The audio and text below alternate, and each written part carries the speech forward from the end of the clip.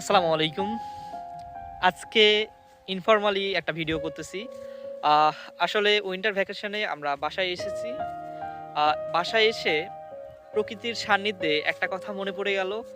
আ তো ভাবতেছি যে লাইফ লেসনটা সবার সাথে শেয়ার করি। আমি যখন স্কুলে ছিলাম, প্রাইমারি স্কুলে, তখন আমার মনে হইতো যে হাই স্কুলে গেলে মনে হয় বেটার লাইফ পাবো। আর অনেক আনন্দে দিন কাটাবো। এরপরে হাই স্কুলে যাওয়ার পরে একটা প্রত্যাশা জাগে যে কলেজে গেলে মনে হয় আরো একটু বেশি সুন্দর জীবন পাওয়া যাবে এবং সুন্দর একটা লাইফ কাটানো যাবে। কিন্তু যখন হাই স্কুলে গেলাম তখন মনে হলো যে কলেজে উঠলে মনে হয় আরো বেশি লাইফটা সুন্দর হবে।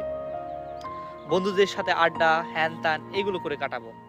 কিন্তু কলেজে যে ইউনিভার্সিটির একটা প্রেশার, যে ইউনিভার্সিটিতে চান্স পেতে হবে, তখন আরো সেইম আবার পড়াশোনা শুরু। সো ঠিকভাবে কলেজ লাইফটাও তেমন এনজয় করা হলো না। এরপরে ইউনিভার্সিটি লাইফ। তো এখানেও মনে হচ্ছে যে খুব ইয়ে করে মনে হয় যে যতদিন যাচ্ছে প্রেশার আরো বাড়তেছে। অর্থাৎ স্কুলে যেমন ছিলাম কোনো খুব বেশি প্রেশার ছিল না লাইফে। টেনশন ছিল না। কিন্তু লাইফে যত বড় হওয়া যায় তত আরো প্রেশার বেশি আসে, দায়িত্ব বেশি বাড়ে। যেমন ইউনিভার্সিটিতে প্রত্যেকটা দিন ক্লাস, পরীক্ষা, কুইজ এসব নিয়মিত লেগেই থাকে।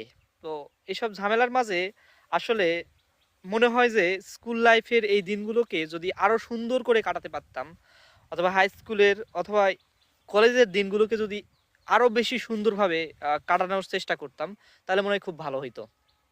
আসলে দিন শেষে আমাদের এরকমই হয়।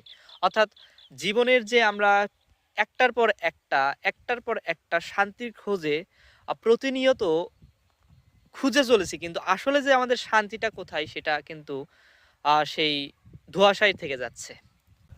এত সব কথার সারমর্ম একটাই যে জীবনের যে মুহূর্তটা আছে, আমার মনে হয় এই প্রতিটা মুহূর্তকেই সর্বাত্মকভাবে কাজে লাগিয়ে নিজের যে আনন্দটা সেটাকে খুঁজে বের করা। নিজের জীবনকে উপভোগ করা, সেটা হোক কাজের মাধ্যমে, সেটা হোক বিনোদনের মাধ্যমে। তবে জীবনের একটা লক্ষ্য নির্ধারণ করে প্রতিটা মুহূর্তকে উপভোগ করাটাই হলো জীবনের প্রকৃত সার্থকতা। আহ সবাই দোয়া করবেন আর আপনারাও চেষ্টা করবেন জীবনটাকে সঠিকভাবে উপভোগ করা। তবে সেটা যেন অতিরিক্ত না হয়। ধন্যবাদ। আসসালামু আলাইকুম।